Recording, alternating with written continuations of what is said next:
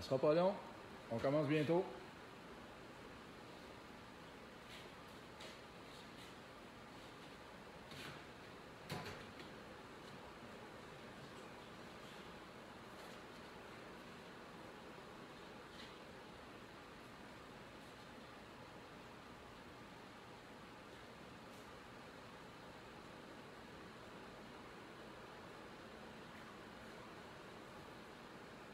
Yeah.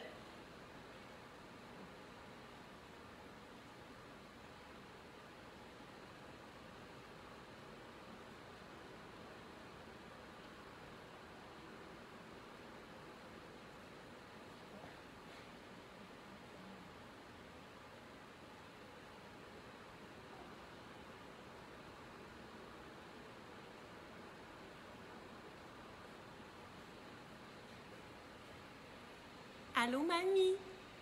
Allô, grand-maman?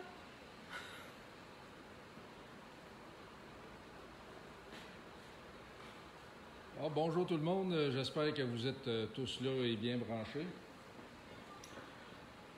Merci encore une fois d'être là, mais aussi à ceux qui se dévouent dans les hôpitaux, etc., pour aider les gens qui sont malades de ce fichu virus. Merci aussi M. Legault d'avoir permis d'ouvrir les garages. Ça nous donne un petit peu plus d'air et puis un petit peu plus de liberté. Par contre, j'aimerais suggérer à M. Legault s'il pouvait ouvrir les coiffeurs et les coiffeuses rapidement. On apprécierait. On est dû là. Bon, la blague est faite. Bon, j'ai une coiffeuse attitrée qui vient de m'arranger ça. Bon. Aujourd'hui, c'est les cerveaux direction électrique. On en a parlé un petit peu la semaine passée, que ce serait le sujet aujourd'hui. Bonjour Nicolas, bonjour Normand. J'ai pas vu les autres, là, des fois les écrits que je vois dans mon écran, et soit qu'ils se passent un par-dessus l'autre, ou je les vois pas du tout parfois. Fait que soyez pas frustrés si j'oublie de vous lire ou si j'en parle pas. Alors, les cerveaux direction électrique, on en pose ici, on en vend depuis 8 ans ou presque 9 ans maintenant. C'est un système qui s'installe très bien sur une voiture ancienne, malgré que c'est conçu pour les voitures toutes neuves. Ce produit, je commence tout de suite, je commence par dire que ce produit n'est pas un produit chinois, dont exemple de virus. Mais bon, à la blague, là, c'est un produit français, c'est fabriqué à Lyon. Ce produit est très, très bien fabriqué, avec très grande précision. Je l'utilise personnellement sur ma Pontiac. Le beau pick-up Dodge que vous voyez en arrière, il en est équipé d'un. Puis à la fin de la présentation, on va faire une démonstration des deux véhicules avec la servo-direction électrique. D'abord, le morceau principal, c'est lui. On remarque deux côtés ici. Un côté avec un fil qui se trouve être le senseur, ce qui veut dire que ce côté-là, c'est le côté volant. Et ce côté ici, c'est le côté boîtier de direction ou crémaillère selon la construction du véhicule. L'entrée et la sortie sont en prise directe, ce qui veut dire que si, pour une raison XY, le boîtier faisait défaut, le véhicule demeure en fonction naturelle, il revient exactement comme il était avant la transformation. Donc, aucun problème de fiabilité ou de perte de contrôle ou quoi que ce soit. Évidemment, lui, il ne travaille pas tout seul, il travaille en équipe avec d'autres éléments. Ici, dans le trou, on voit, quand je tourne, je ne sais pas si on le voit bien, je vais essayer d'avancer.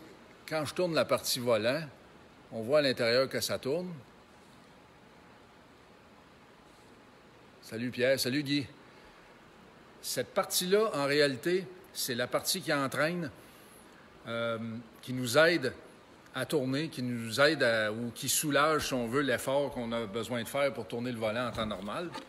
Ça veut donc dire qu'on l'accouple à un moteur qui est ici, et c'est lui qui va prendre l'effort, c'est lui qui va prendre la force de rotation.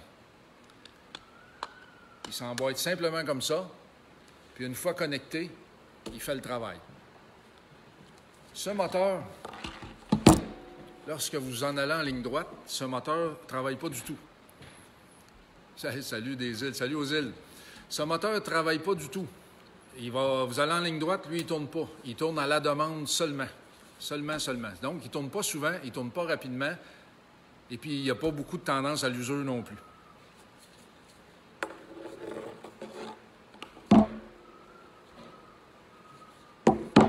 Pour pouvoir tourner à la demande, évidemment, ça se trouve à être contrôlé électroniquement par un boîtier comme celui-ci. Le moteur est connecté à ça. La batterie du véhicule aussi est connectée à ça.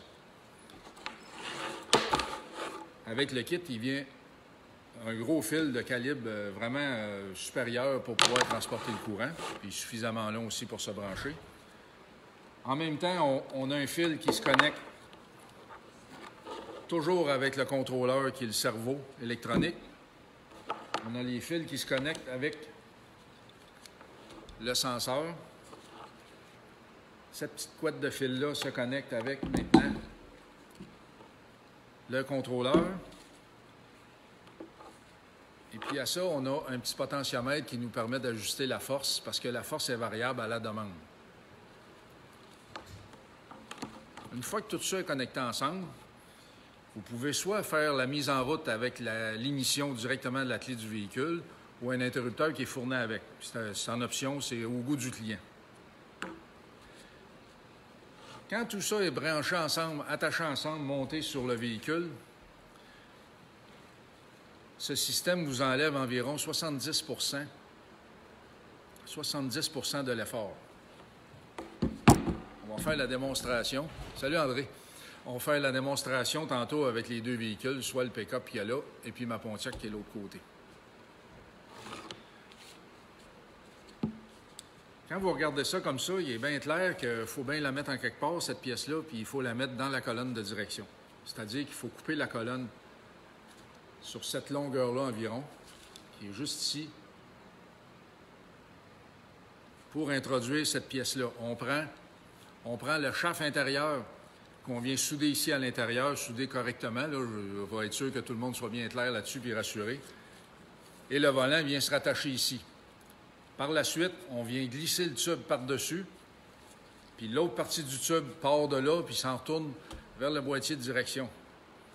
Finalement, cette partie-là, on l'ajoute sur la colonne de direction existante. On ne change pas la conduite, on ne change pas le nombre de tours du boîtier de direction, on ne change pas la suspension non plus, on ne change pas l'ergonomie du véhicule, ni sa configuration.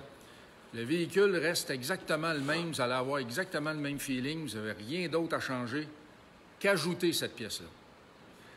Volontairement, si vous n'aimez pas ça, vous gardez vos pièces que vous avez découpées, vous les réinstallez, vous les ressoudez, puis vous êtes revenu à votre état d'origine exactement comme avant.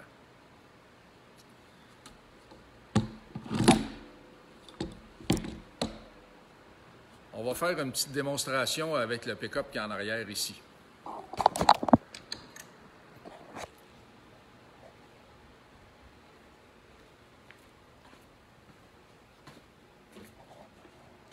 Bon, bien entendu, il n'est pas terminé, là, mais ça s'en vient. Dans la version d'origine ou naturelle du véhicule, il faut presque se prendre à deux mains pour venir à bout de le tourner. Je prendrai bien mon autre main, mais le téléphone tombera à terre. On va mettre en route le système. Là, pour l'instant, tout n'est pas monté dans celui-ci. On met l'interrupteur en marche. Le relais se met en route.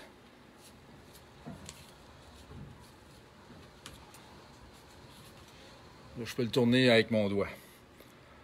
Évidemment, ce véhicule, c'est un 1950. On a camouflé le bouton du potentiomètre avec un vieux bouton en plastique qui fait d'époque. Qu'on peut tourner pour améliorer la force. Et il est encore un petit peu plus facile. Je vais vous montrer le système une fois installé.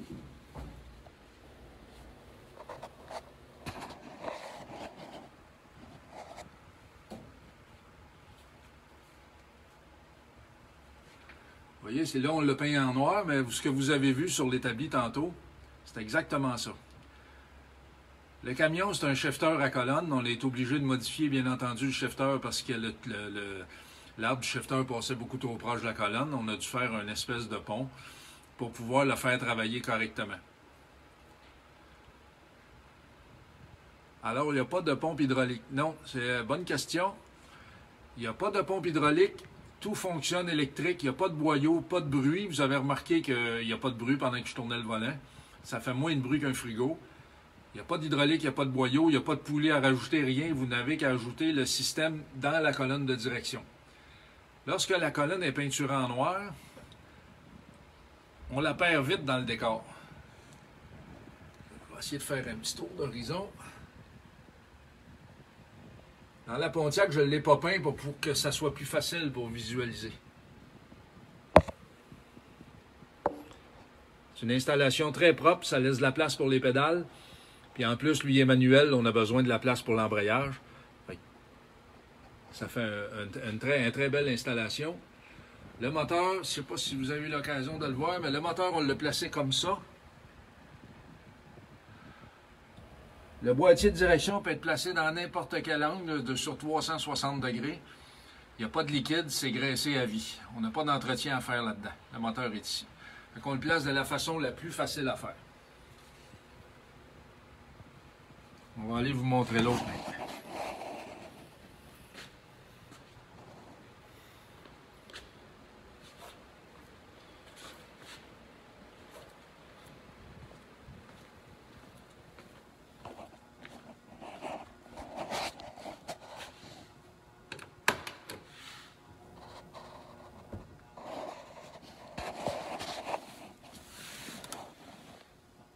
Même principe. Très difficile à tourner. Il nous faut nos deux mains, surtout si on est sur place et qu'on ne roule pas.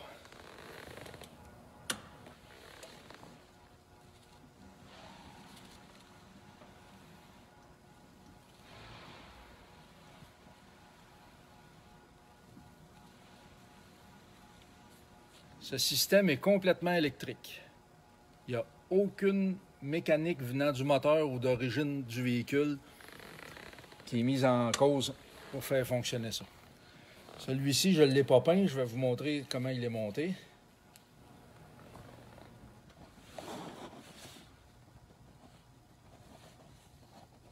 On voit bien l'installation.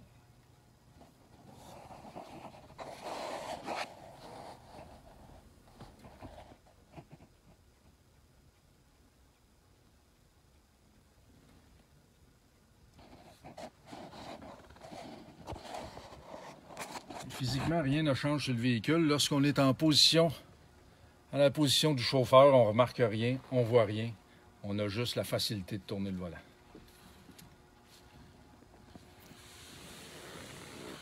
Avez-vous des questions? Y a-t-il des questions que j'ai manquées peut-être? Je pense que je suis capable d'aller les revoir.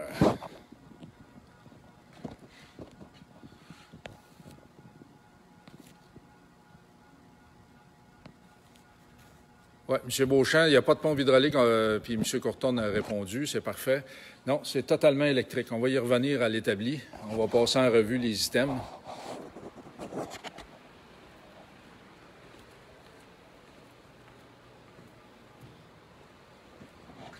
Vous voyez, le kit, c'est ça. Le moteur, le système électronique de gestion, les câbles qui font la connexion avec le potentiomètre ainsi que le senseur qui est à l'intérieur ici. Le senseur, lui, son rôle, c'est de savoir si vous voulez tourner à droite ou à gauche pour, bien entendu, faire tourner le moteur à droite ou à gauche, lui aussi. Avez-vous d'autres questions?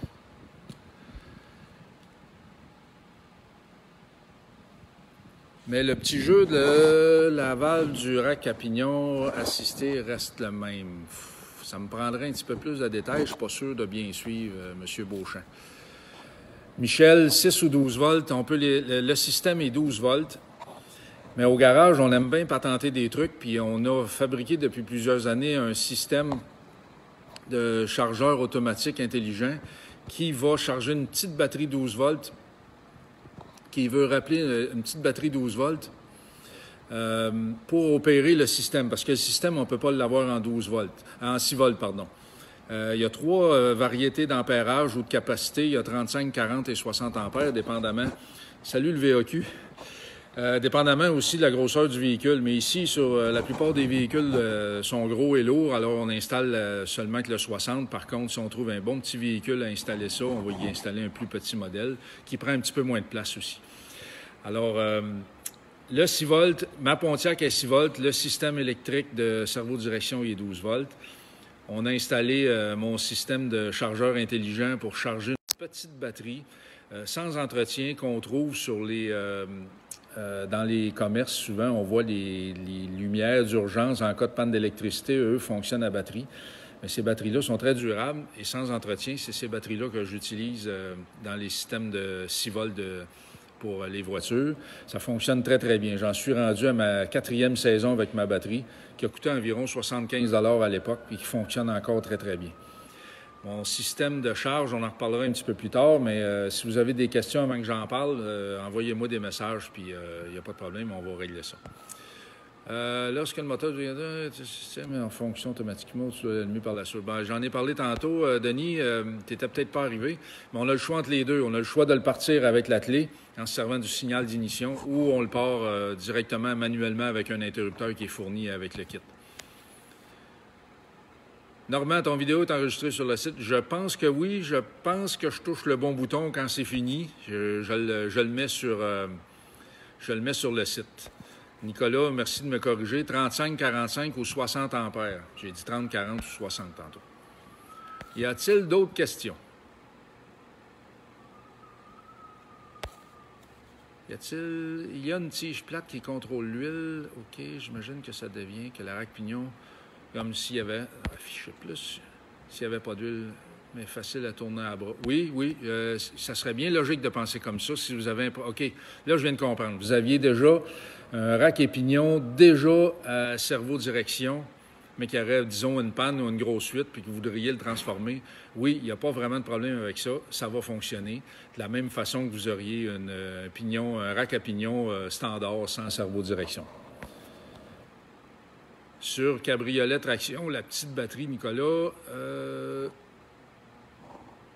tu veux m'expliquer un petit détail qui manque, là? Je ne suis pas sûr de comprendre ou tu réponds peut-être à quelqu'un, parce que vous devez savoir que Nicolas Courtonne qui écrit, ça se trouve être mon fournisseur en France qui, lui, en pose déjà depuis plusieurs années.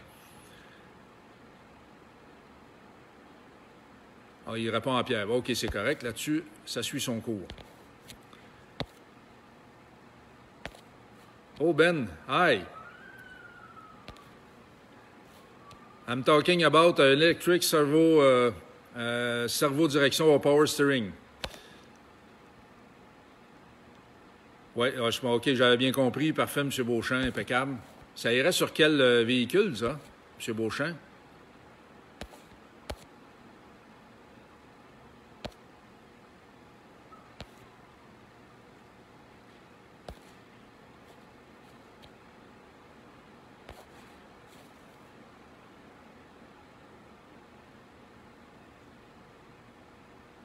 Oui, Nicolas, si tu veux mettre une photo, il n'y a pas de problème. On pourra l'afficher sur le site ou sur la page pendant que ça se fait. Je ne suis pas assez familier avec tous ces boutons ou ces nouvelles technologies. Là. Je me trouve déjà quand même assez bon d'être en avant de l'écran comme ça. Là. Alors, Régent, tu me contacteras en privé. Je ne donne pas les prix à l'écran comme ça.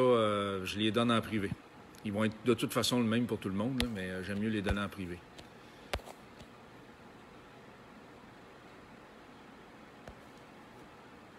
C'est un char des années 70, mais avec un update rack et pignon. Ça cause pas de problème. En réalité, le système, lui, il se moque un peu sur quoi il s'en va. Tout ce qu'il veut, c'est récupérer l'effort de torsion du volant pour te soulager les bras en réalité, puis il aide à faire tourner à l'autre côté n'importe quoi. Là. En fait, le système, on l'installe pour la direction. C'est conçu pour ça, mais il pourrait tourner pour autre chose. Ah, ça fait plaisir, il n'y a pas de problème. S'il n'y a pas d'autres questions, bien, le vidéo va être sur le site. De toute façon, je vais essayer de... Si les autres sont là, lui, il devrait y être aussi.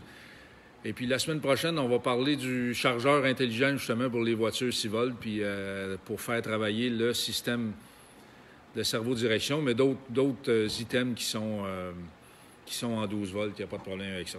Merci d'avoir été là. Bonne journée.